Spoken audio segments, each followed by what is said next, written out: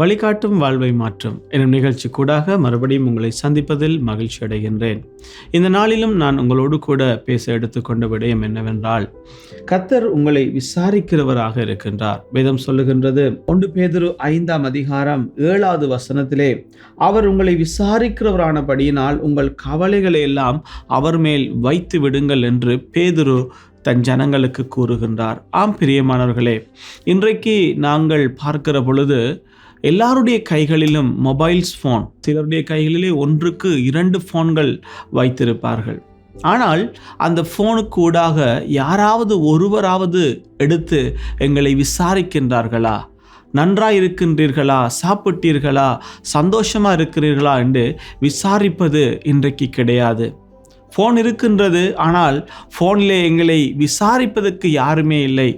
எங்களை கொண்டு யாராவது வேலை செய்விக்க வேண்டும் என்றால் மாத்திரம் எங்களுக்கு கால் பண்ணுவார்கள். இன்றைக்கு எல்லாருடைய மனிதர்களுடைய இருதயங்களும் அங்கே யாரும் என்னை விசாரிக்க மாட்டார்களா என்று ஏங்கிக் கொண்டிருக்கிறார்கள். விசேஷமாக தெரியும், அங்கே வயது சென்ற தாய்மார்கள், தகப்பன்மார்கள் தங்களுடைய பிள்ளைகள் தன்னை எடுத்து விசாரிக்க மாட்டார்களா? அம்மா சாப்பிட்டீங்களா? அப்பா சாப்பிட்டீங்களா என்று யாரும் எங்களிடத்தில் கேட்க மாட்டார்களா என்று தாய் தகப்பன்மார்கள் ஏங்குகிறார்கள். அதே மாதிரி இன்றைக்கு அநேக பிள்ளைகள், இன்றைக்கு தாய் தகப்பன் தங்களிடத்தில் எங்களை விசாரிக்க மாட்டார்களா, எங்களுடைய கதைகளை சற்று கேட்க மாட்டார்களா என்று ஏங்குகிற சிறு பிள்ளைகளும் அநேகமாக இருக்கிறது. ஆகவே இன்றைக்கு இந்த உலகம் மிகவும் வேலைப்பளு நிறைந்த இந்த உலகத்திலே ஒருவரை ஒருவர் விசாரிக்கிறது என்பது மிகவும் குறைந்து போயிருக்கின்றது. நாம் எல்லாரையும் பார்க்கலாம், எல்லாரோடும் பேசலாம், ஆனால் உண்மையாகவே ஒரு பக்கத்தில் இருந்து எங்களுடைய தேவைகளை, உன்னுடைய பிரச்சனை என்ன, உன்னுடைய போராட்டம் என்ன, உனக்கு என்ன தேவை என்பதை ஒரு அன்பாக விசாரிக்கின்ற ஒரு உறவை எங்களாலே காண முடியாமல் இருக்கிறது. ஆகவே தான் இங்கே பேதுரு தன் ஜனங்களுக்கு எழுதுகிற பொழுது அவர் எழுதுகிறார், உங்களை உண்மையாகவே விசாரிக்கிற ஒரு கடவுள் இருக்கிறார். ஆகவே உங்கள் கவலைகளை எல்லாம் அவர் மேலே வைத்து விடுங்கள் என்று வேதம் கூறுகிறது. ஆம் பிரியமானவர்களே, இன்னைக்கு எங்களை விசாரிக்கிற பொழுது, யாராவது வந்து எங்களிடத்தில் விசாரிக்கிற பொழுது, நாங்கள் எங்களுடைய கவலைகளை அப்பொழுதுதான் சொல்ல ஆரம்பிப்போம். ஏனென்றால் எங்களை ஒருவர் நேசிக்கிறார், எங்களை ஒருவர் கவனிக்கிறார், எங்களை குறித்து ஒருவர் அக்கறை கொள்ளுகிறார் என்றதை நாங்கள் புரிந்து கொள்ளுகிற பொழுதுதான் அவரிடத்தில் எங்களுடைய பாரங்களை நாங்கள் இறக்கி வைப்போம். ஆகவே இன்றைக்கு வேதம் சொல்லுகிறது, கடவுள் எங்களை விசாரிக்கிறார். அதுவும் எப்படிப்பட்ட கடவுள் எங்களை விசாரிக்கிறார் என்றால், எங்கள் மீது அளவு கடந்த அன்பு வைத்திருக்கிற கடவுள் ஆண்டவராகிய இயேசு கிறிஸ்து எங்களை விசாரிக்கிற தெய்வமாக இருக்கின்றார். ஆம் பிரியமானவர்களே, நாம் பாவம் செய்து நாம் பாவிகளாக வாழ்ந்த பொழுது பிதாவாகிய தேவன் தன்னுடைய ஒரே பேரான குமாரனை இந்த பூமிக்கு அனுப்பி நம் மீது வைத்த அன்பை அவர் வெளிப்படுத்தினார். நாம் அழிந்து போகக்கூடாது என்பதற்காக, நாம் மீட்கப்பட வேண்டும் என்பதற்காக இயேசு குமாரனையே அவர் சிலுவைக்கு அனுப்பினார். அவ்வளவு அன்பு வைத்திருக்கின்ற ஒரு பிதாவாகிய தேவன் தான் எங்களை விசாரிக்கின்ற கடவுளாக இருக்கின்றார். அப்போ யோசித்து பார்ப்போம், எங்களை விசாரிக்கின்றவர் ஏனோ போகின்ற பொழுது நல்லா இருக்கின்றாயா என்று கேட்கின்ற ஒரு சாதாரண மனிதன் கிடையாது.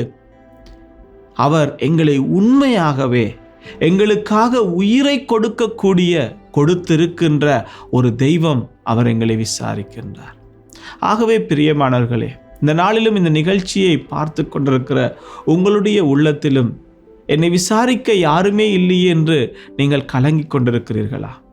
இல்லாவிட்டால் என்னிடத்தில் அன்பு காட்ட யாருமே இல்லை என்று நீங்கள் யோசித்து கொண்டிருக்கிறீர்கள் என்றால், நம்மை நேசிக்கிற, நம்மை விசாரிக்கிற ஒரு அன்பான கடவுள் அவர் இயேசு இருக்கின்றார். இந்த வேளையிலும் அவர் உங்களை விசாரிக்கிறார்.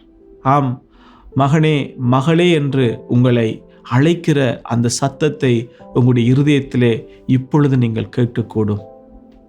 அந்த தெய்வத்தை நோக்கி பாருங்கள். அவர்தான் இந்த உலகத்திலேயே எங்களை அளவு கடந்து நேசிக்கின்ற ஒரு தெய்வம். ஏனென்றால் அவருடைய குமாரனையே எங்களுக்காக தந்தார். அதுவும் எப்படி தந்தார்? சிலுவையிலே தன் ஜீவனை கொடுக்கும் அளவுக்கு அவர் எங்கள் மேல் அன்பு காட்டினார்.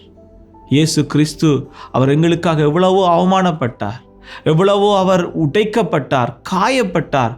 அதன் வேளையிலும் அவர் எங்கள் மேல் அன்பு வைத்ததை அவர் காண்பிக்கிறார்.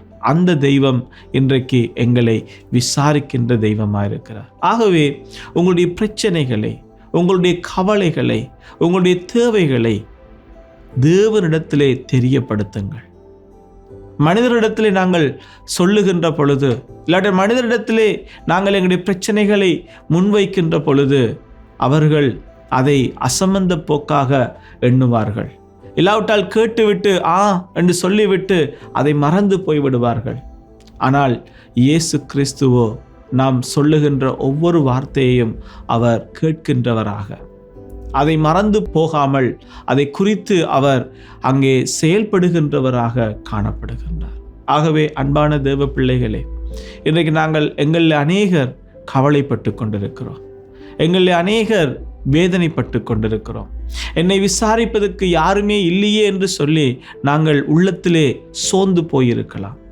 ஆனால் நம்மை உண்டாக்கின கடவுள், நம்மை அழைத்த கடவுள், நம்மை விடுதலையாக்கின தெய்வம் இயேசு கிறிஸ்து, அவர் வேதாகமத்துக்கூடாக எங்களுக்கு வழிகாட்டுகிறார். கலங்காதே, திகையாதே, நான் உன் தேவன், நான் உன்னோடு கூட இருக்கிறேன், உன்னை விசாரிக்கிறேன். நீ போகின்ற வழியை நான் அறிந்திருக்கிறேன், நீ படுகின்ற வேதனைகளை நான் அறிந்திருக்கிறேன், உன்னோடு கூட நான் இருக்கிறேன் என்றதை ஆண்டவர் எங்களுக்கு நினைவுபடுத்துகிறார். ஆகவே மகனே, மகளே, என்னை விசாரிப்பதற்கு யாருமே இல்லையே என்று நீ கலங்கி தவிக்காதே. ஆண்டவர் சொல்லுகிறார், உன்னை விசாரிக்கிற ஒருவர் இருக்கிறார், அவரிடத்திலே உன் கவலைகளையும் உன் தேவைகளையும் தெரியப்படுத்து. நிச்சயமாக அவர் கேட்டு உன்னுடைய தேவைகளை சந்தித்து உன்னுடைய வாழ்க்கையிலே அற்புதம் செய்வார்.